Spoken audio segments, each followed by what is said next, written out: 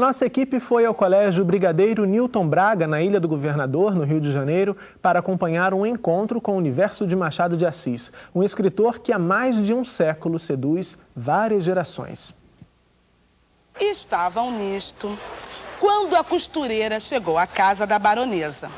Não sei se disse que se passava em casa de uma baronesa, que tinha uma modista ao pé de si para não andar atrás dela. Leitores do século XXI descobrem a obra de um escritor nascido no século XIX, Machado de Assis, autor de clássicos da literatura brasileira. Num de seus contos, temas como inveja, ciúmes e ambição aparecem numa simples disputa entre uma agulha e uma linha. Eles acabam percebendo que, apesar desse autor ter vivido em outra época, eles leem um livro de Machado de Assis e que continua sendo contemporâneo.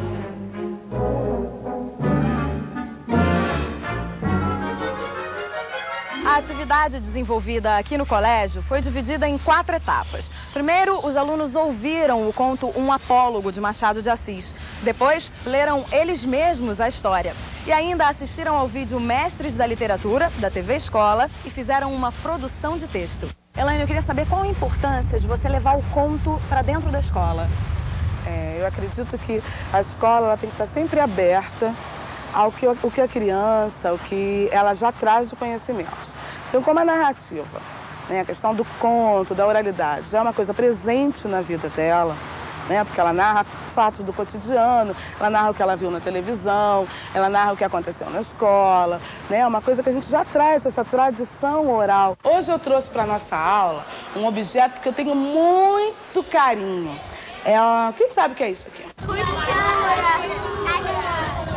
O que vocês acham que tem dentro de uma caixa de costura? Alfinete, fita métrica. A professora instiga a curiosidade dos alunos e as perguntas começam a surgir. E o que é a baronesa?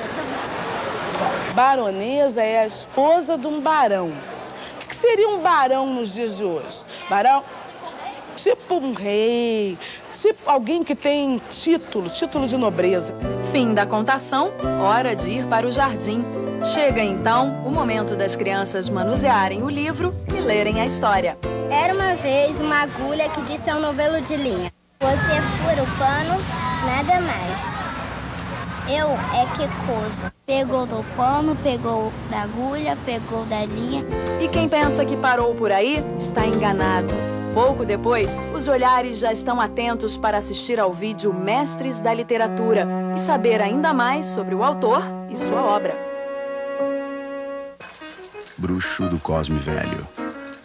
Homem subterrâneo. Um mestre na periferia do capitalismo. São muitos os modos de se referir a Machado de Assis. Hora da produção de texto. Para encerrar a atividade, os alunos escreveram suas impressões sobre o universo de Machado de Assis.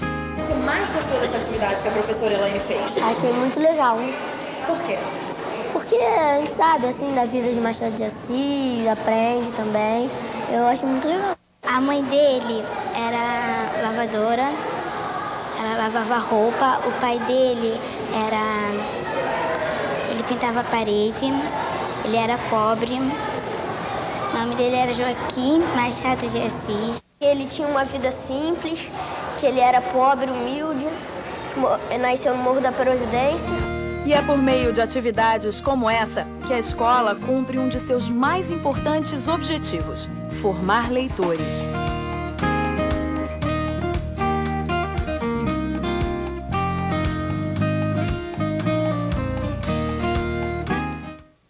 Rosa, essa atividade que a gente acabou de assistir aí, realizada lá na turma da professora Elaine, ela responde também um pouco àquela questão que a gente estava discutindo no bloco anterior, de despertar o prazer dos alunos para esse universo da literatura.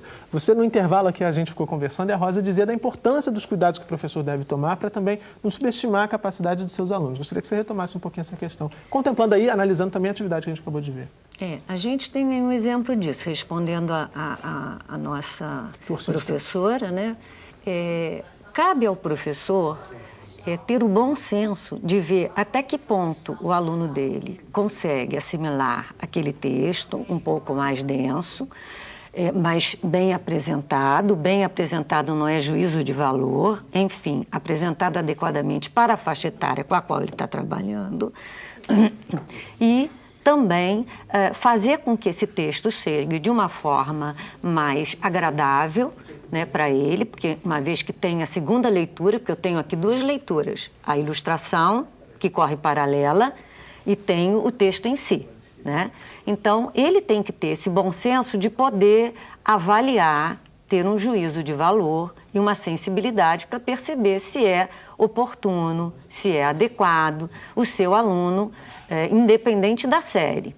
Certo? A gente não pode rotular, isso é até essa idade, isso é pertinente, não. Você pode ter um leitor iniciante, um leitor em fase de desenvolvimento e um leitor um pouco mais experiente.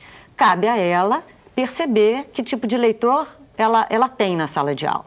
E, a partir daí, adaptar, né, aquele conto àquele grupo, nesse sentido, né, de escolher aquele que é mais pertinente.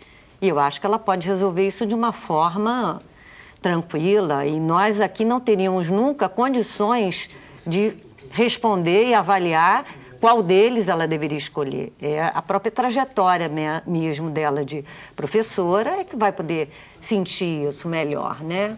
Agora, Juracy, voltando à atividade da professora Elaine, a gente viu ali uma atividade organizada em várias etapas. A professora teve também a ideia de utilizar um recurso audiovisual, um vídeo até aqui da TV Escola. Queria que você falasse um pouquinho da importância. Você descreve no texto também várias etapas que podem auxiliar o professor na metodologia, né, na hora de planejar aquela atividade. Gostaria que você analisasse um pouquinho mais esse aspecto. Eu acho que foi muito interessante a utilização do vídeo, que vem complementar a leitura.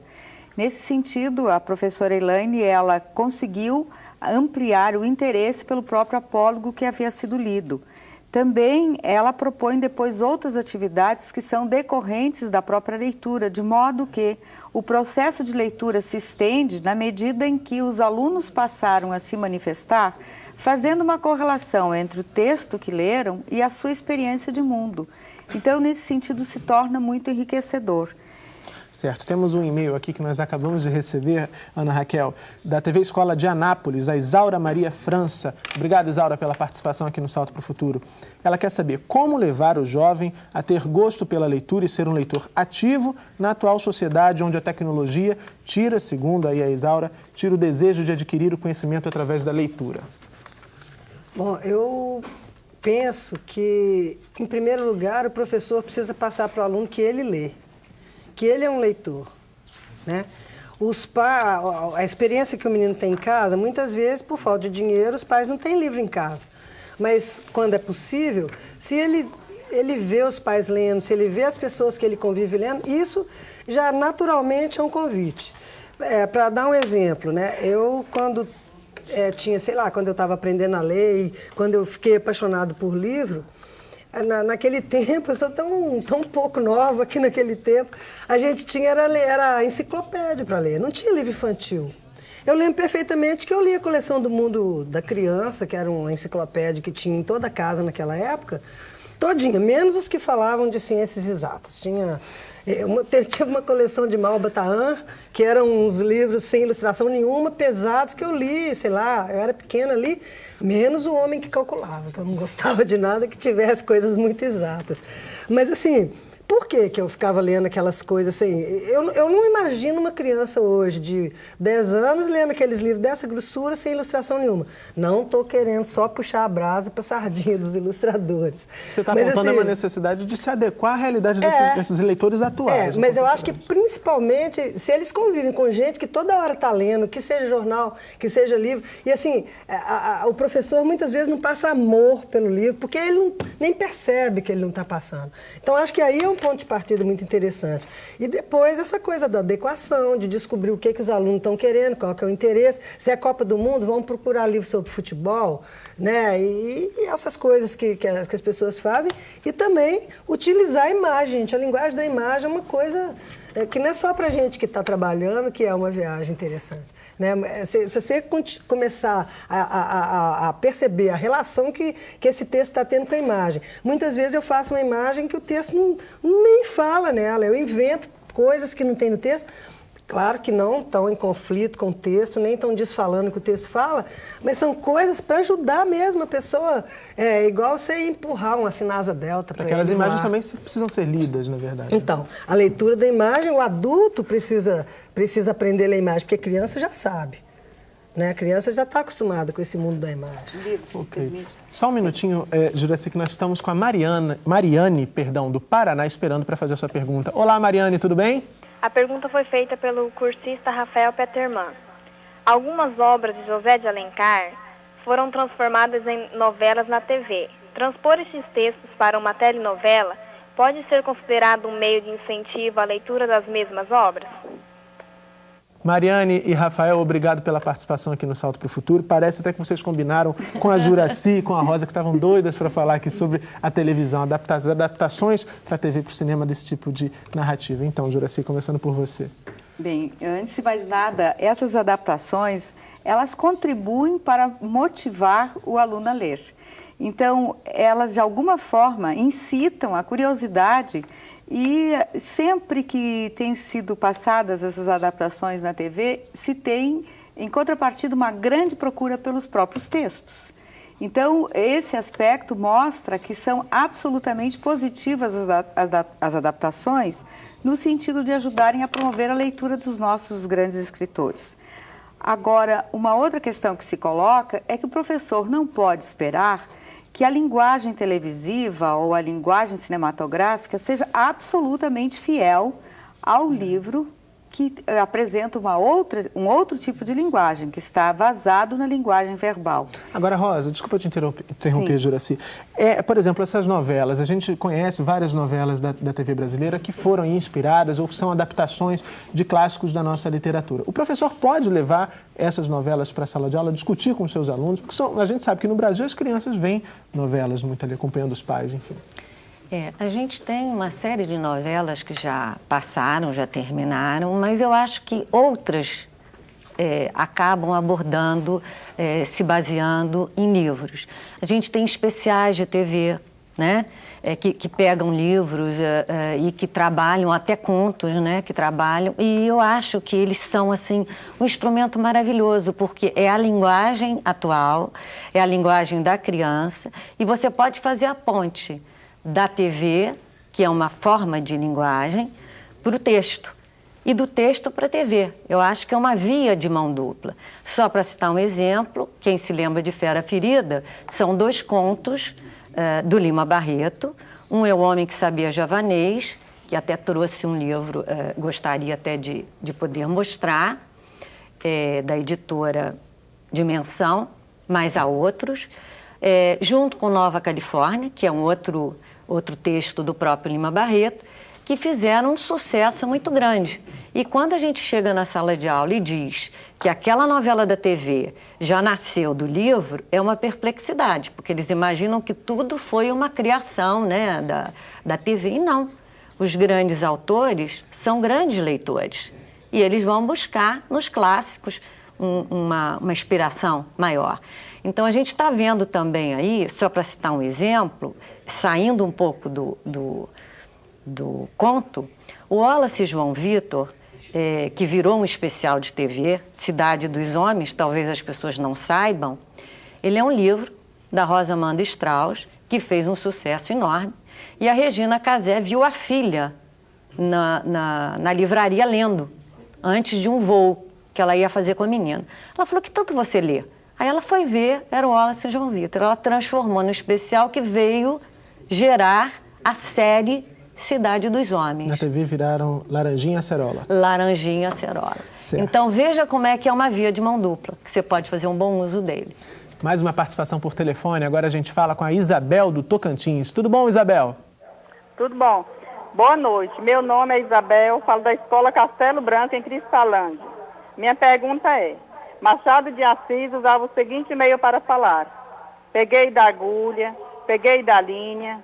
É correto gramaticamente ou é uma criação do autor?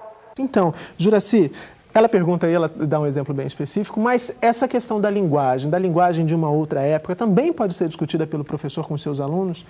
Sem dúvida que essa questão deve ser discutida com os alunos e até mesmo, primeiro porque há uma necessidade de explicitação dessa linguagem para que ela se torne mais compreensível. E, em segundo lugar, para que o aluno perceba a riqueza da construção do texto. Quando Machado diz peguei da agulha, peguei da linha, evidentemente que ele está utilizando uma construção própria de seu tempo. Mas também, ao fazer essa seleção, ele está acentuando a natureza visual da ação, pegar, tomar. Então, aí está também uma das características do Machado. Eu diria que nesse mesmo apólogo, há uma passagem que é muito interessante, que pode ser ponto de partida para explorar a linguagem, quando a linha diz, mas você não tem cabeça, você não é alfinete, você não tem cabeça. E, entretanto, aqui há essa convergência do significado da palavra cabeça, que vai trazer, então, a possibilidade da discussão, da dualidade das significações e da significação vinculada a um contexto linguístico. Certo. Ana Raquel, nós recebemos aqui um e-mail da Gisele Carvalhes, do Gisele Carvalhes, perdão, Gisele, da TV Escola de Anápolis, e ele quer saber como é possível incentivar os pais dos alunos a se envolverem juntamente com seus filhos nas leituras e nas produções de textos propostas pelas escolas para que os filhos tenham exemplo e incentivo dentro de casa, bem dentro daquilo que você discutia um pouquinho antes. Aí como é que a escola pode trazer esses pais também para esse tipo de proposta? Eu acho que vale tudo, vale qualquer meio de sedução, entendeu? Vale gincana, vale debate, vale fazer o menino provocar o pai, né? Muitas vezes o pai não gosta de ler, ou não tem costume, ou não tem tempo, e a professora pode, eu vou usar um verbo engraçado, insuflar o menino, né? Eu não tenho mais criança pequena e quando tinha não gostava desse negócio de quando vinha dever de casa para mim, peça papai para fazer isso e tal. E isso costuma ser um desastre e tal. Mas assim, se for feito com criatividade, por exemplo, no apólogo, se ela está trabalhando no apólogo com a criança e a mãe da criança por acaso borda, ou então vamos fazer uma entrevista com sua mãe, com seu pai, com as pessoas, para saber como é que era no tempo. Sabe, pode envolver, pegar, no caso até do Rio de Janeiro seria fantástico, né? Porque o Machado trabalha muito em cima da cidade, dos costumes da cidade. Então, vai fazer uma pesquisa sobre se no tempo do seu avô, se ele morava aqui, se ele tem foto da rua dele antiga, como é que é hoje, como é que era. Então, assim, tem milhares de maneiras de envolver os pais. E eu acho que vale tudo, dependendo assim, do contexto, dependendo do tipo de pais, porque os professores às vezes costumam ter contato e já sabia que ele ali vai ser duro de roer, ele não vai querer. Aí ele inventa uma coisa para seduzir, que ele não vai poder negar para o filho, ou faz festa na escola, sei lá. Eu acho que vale tudo. Adultos também são seduzíveis por essas coisas. Está dado aí o recado. Vamos fazer agora uma pausa para o intervalo. Salto para o Futuro, volta já.